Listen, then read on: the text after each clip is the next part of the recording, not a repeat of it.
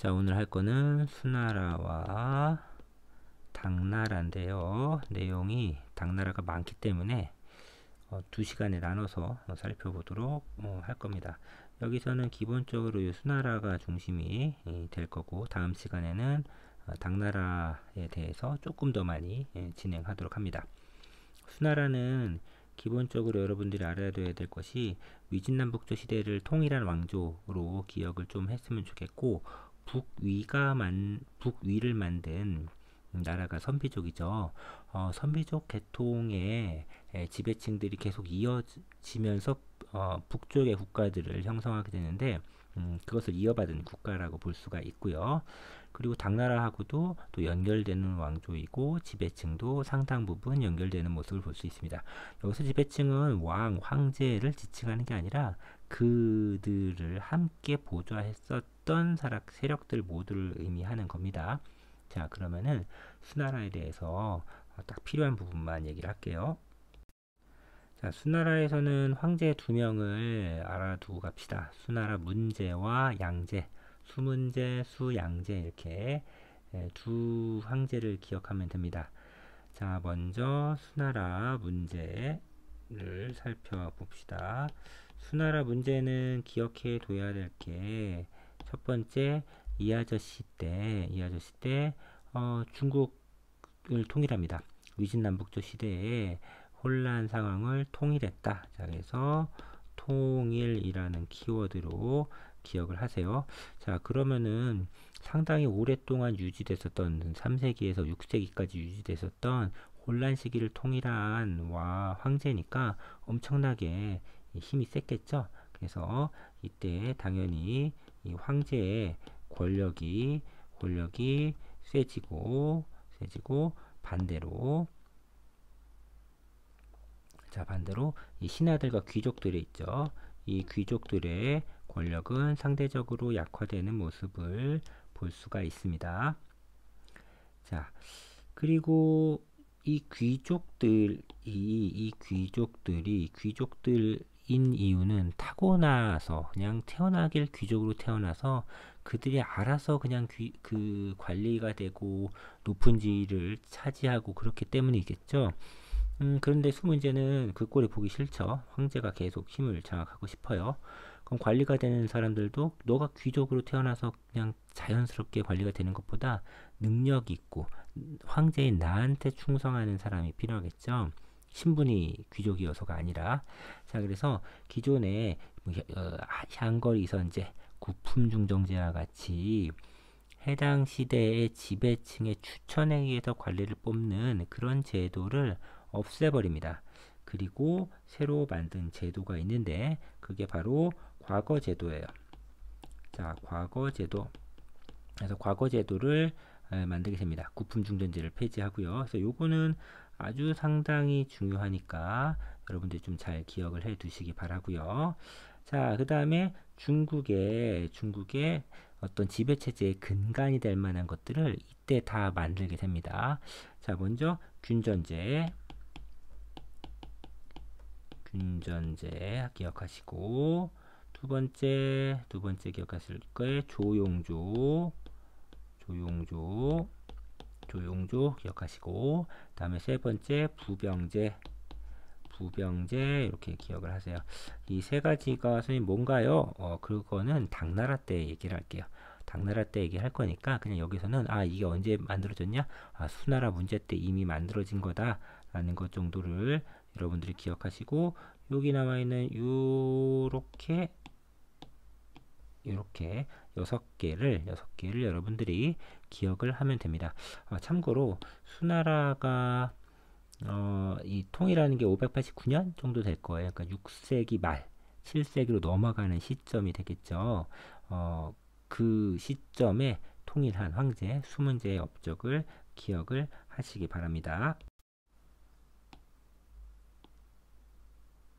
자, 문제에 이어서 두 번째 황제인 양제를 기억합시다. 수양제. 예. 수양제는 뭐 이렇게 대단히 뭐 잘했다라기보단 이제 뭐 말아먹이는 황제 뭐 이렇게 기억을 할 수 있겠죠. 자, 이 양반 하면 꼭 우리와 연결돼서 나오는 게 이제 고구려.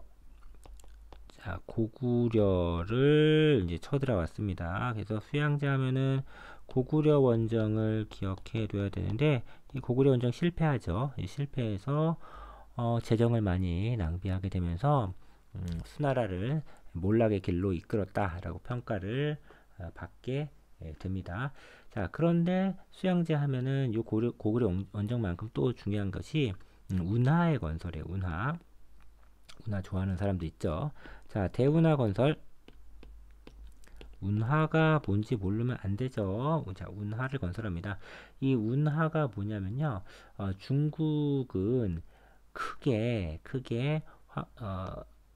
이렇게 황허강이 지나가는 지역과 넓게 흘러가는 장강, 이 흘러가는 창장강이라고 교육과서에 나와 있을 겁니다. 이 강이 흘러가는 지역으로 나눌 수가 있어요.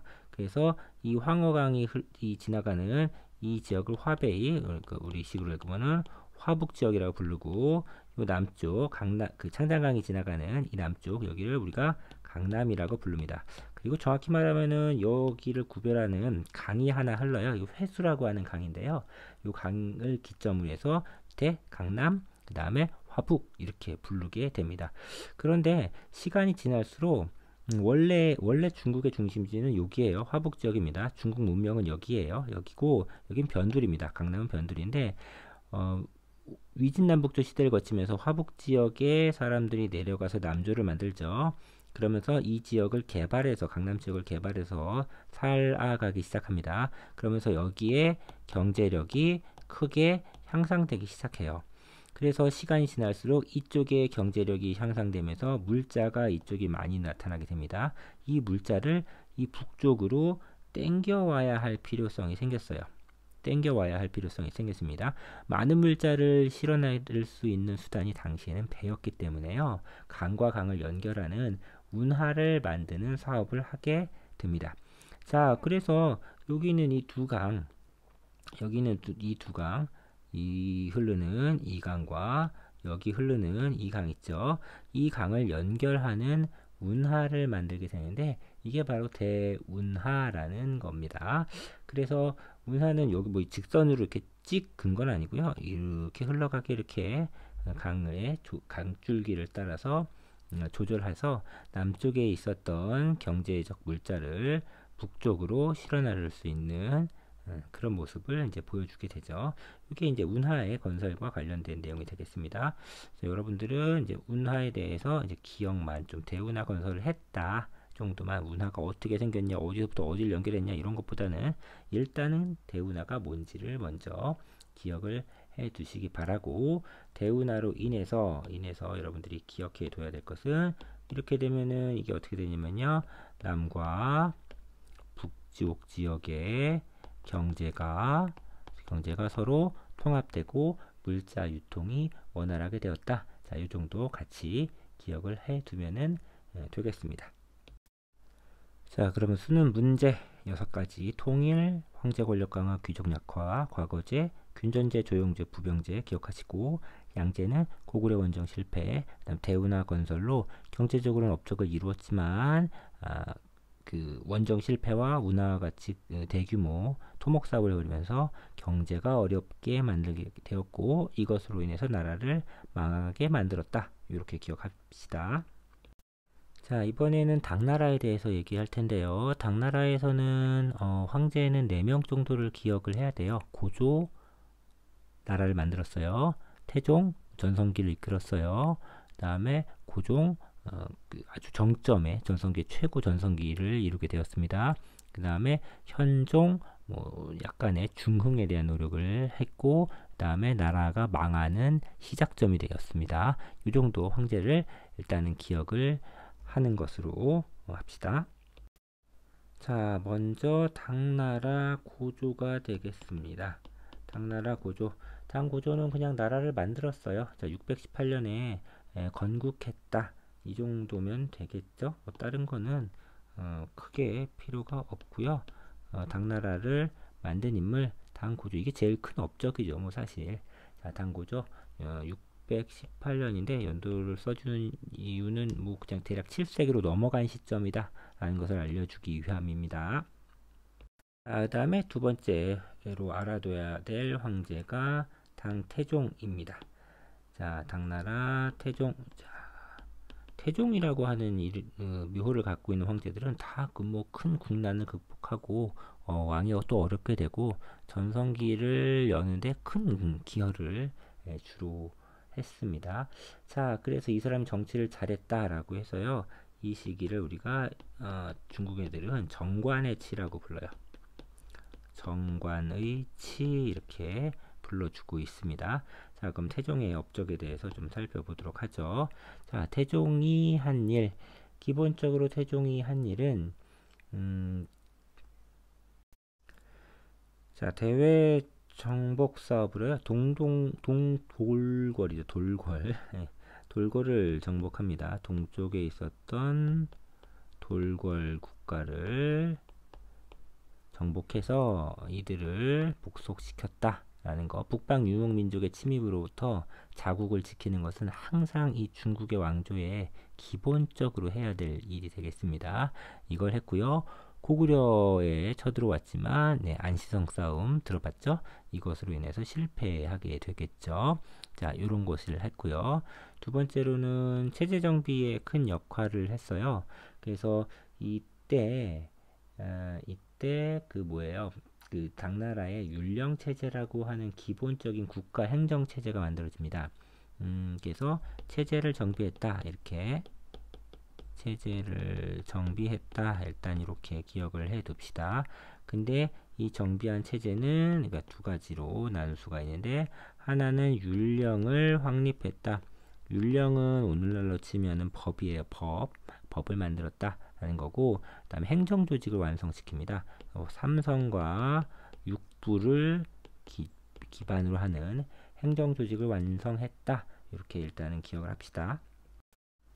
그럼 삼성과 육부가 뭡니까? 요거는 당나라의 제도를 얘기할 때 따로 빼서 얘기를 할게요. 일단 요렇게 태종에 대해서 살펴보도록 하고, 세 번째 알아둬야 할 황제는 당나라의 고종이 되겠습니다. 자, 세 번째 고종. 당나라 고종, 전성기입니다. 이 당나라 고종 때 대외 확장 정책과 관련해서 바로 우리의 안타까운 역사죠. 이때 백제가 멸망합니다. 그리고 이때 고구려도 이때 멸망합니다. 그리고 우리와 상관없지만 저기 중국의 남쪽으로 내려가면 베트남 지역이 있어요. 이 베트남도 이때 베트남의 북부 지역입니다. 지금 베트남이란 나라 전체가 아니라 북부 베트남입니다. 얘네도 그 당나라의 지배에 빠지게 돼서 대외 확장 정책을 완전히 성공시킨 황제 고종이 되겠습니다. 자, 그리고 고종 이후에 전성기를 뭐 구가하면 이제 추락하겠죠. 그래서 점차 세력이 당나라도 약해집니다. 이 약해지는 시점의 황제 현종입니다. 근데 아직까지 망조가 완전히 든 건 아니어서 국가를 부흥시키려는 노력을 많이 한 황제로 알려져 있습니다. 자, 그래서 이 현종 때의 정치를 개원의 치 이렇게 부르기도 하는데 개원의 치는 그닥 많이 언급되진 않습니다. 자, 어쨌든 현종, 자, 기억을 해두고 가죠. 자, 그러면은 이 고종에서 현종에 이르는 이 전성기 시대거든요. 이때가 이 전성기 시대에 이런 국가들을 정복했잖아요. 이 정복한 국가들을 직접 지배하진 않았고요. 그 지역의 지배층과 같은 사람을 포섭해서 지배하게 했습니다. 그러니까 중국의 입장에서는 좀 간접 지배 형식이죠. 이런 것을 뭐라고 부르냐면요. 기미정책이라 불러요. 기미정책. 그래서 이 해당 지역 사람으로 하여금 그 지역을 관리하게 만든 거죠. 그래서 중국 사람이 직접 뭐 가긴 하지만 그 사람으로 그 소수의 사람으로 해당 지역의 많은 사람들을 직접 지배하기는 어려우니까 해당 지역의 사람을 앉혀가지고 간접 지배하려는 모습을 보여주면서 그 해당 지역의 지배력을 차츰 강화하는 그런 모습을 보여줍니다. 현종 때까지 이런 게 잘 됐는데 현종 때부터 서서히 이제 문제가 생기기 시작합니다. 그래서 현종 때에 나타나는 문제점 참고로 알아둬야 된다면요. 기본적으로 첫 번째로 이때 이 달라스 전투라고 해서요. 여기서는 직접적으로 언급되진 않는데 나중에 나올 거예요. 이 달라스 전투라고 해서 이 전투에서 패배하게 돼요. 당나라가. 이 달라스 전투는 어떤 의미가 있냐면요. 이쪽에 서양이 있고 이쪽에 동양이 있으면 여기에 중앙아시아와 서아시아가 있거든요. 그러니까 여기를 이렇게 연결하는 이 길이 있어요. 이게 실크로드예요. 이 실크로드의 핵심 지역이 되는 지역에서 전투를 해요. 이게 탈라스 전투입니다. 이 전투에서 당나라가 패배해요. 당나라가 패배했다는 것은 이 길이 이제 막히게 된다는 것을 의미하죠. 그래서 교역로에서 얻는 이익이 차츰차츰 줄어들 수밖에 없고, 그러면서 차츰차츰 재정 문제나 이런 문제 압박을 받게 될 겁니다. 자, 그리고 절도사라는 것이 나타나기 시작합니다. 이 절도사는 지방에 중국의 여러 지방의 군대 사령관 이런 느낌이라고 보면 됩니다. 이 절도사들을 설치하게 되는데 이게 나중에 이제 뭐 불행의 씨앗이 되면서 당나라 멸망의 하나의 원인이 된다라고 볼 수가 있겠죠. 자, 그리고 또 하나는 이제 알록산과 사사명의 난, 그래서 줄여서 안사의 난이라고 부릅니다. 요게 이제 좀 나타나면서 이 난을 진압하는 과정에서 황제의 권력과 중앙정부의 힘이 크게 약화되는 그런 모습을 보여주게 되죠. 자, 그래서 당나라에서는 첫 번째 고조 나라 만들었다. 두 번째 태종 정권해치 체제를 정비했다. 그 다음에 고종 전성기를 이루면서 대외 확장 정책을 성공적으로 폈고 해당 지역의 그 지역 사람을 으로 해당 지역을 간접 지배하는 기미 정책을 폈다. 이게 쭉 유지됐다. 자, 현종 때 쇠퇴해가는 당나라를 중흥시키려는 노력을 했다. 하지만 탈라스 전투에서도 패배하고 안사의 난이 일어나는 등 문제점이 나타나기 시작했다. 자, 이렇게 기억을 하고 갑시다. 자, 오늘 여기까지 하고 다음 시간에는 당나라의 나머지 멸망이나 제도에 대해서 살펴보도록 하겠습니다.